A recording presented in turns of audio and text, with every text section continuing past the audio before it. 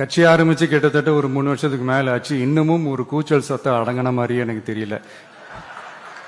விஜய்க்கெல்லாம் என்னப்பா செல்வாக்கு இருக்குது, கூட்டத்தை வச்சு சொல்றீங்களா? அதெல்லாம் வேடிக்கை பார்க்க வர்ற கூட்டம்ப்பா. கூட்டம் வந்துட்டா உடனே ஒரு பெரிய ஆளா?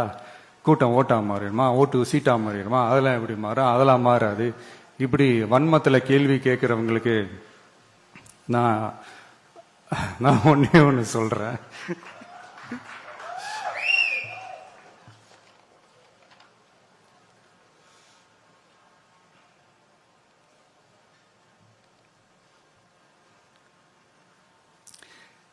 இந்த தேர்தல்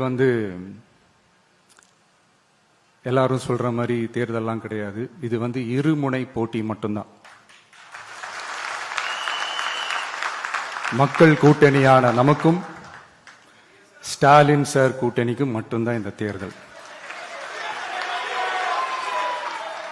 அதனப்பா ஸ்டாலின் சார் கூட்டணி பேருனா மக்கள் நல கூட்டணியா? மொத்த பேக்கேஜ் அங்கதானே இருக்குது.